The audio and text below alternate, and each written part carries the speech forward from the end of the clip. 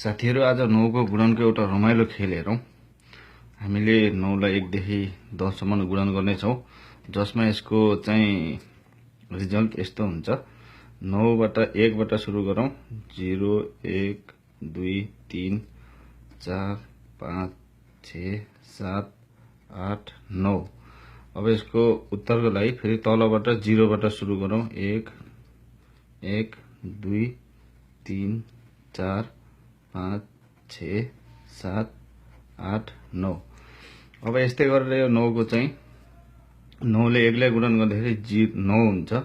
अब 0 प्लस 9 गर्दाखेरि 9 नै आउँछ यसको रिजल्ट। तलबाट 1 प्लस 8 गर्दाखेरि 9, 2 प्लस 7 गर्दाखेरि 9, 3 प्लस 6 गर्दाखेरि 9, 4 प्लस 5 गर्दाखेरि 9, अनि 5 प्लस 4 गर्दाखेरि 9, अनि 6 प्लस 3 गर्दाखेरि 9, त्यस्तै गरी 7 प्लस 2 गर्दाखेरि पनि 9, त्यस्तै गरी 8 प्लस 1 गर्दाखेरि पनि 9, त्यसै गरी 9 प्लस 0 गर्दाखेरि पनि 9 नै हुन्छ।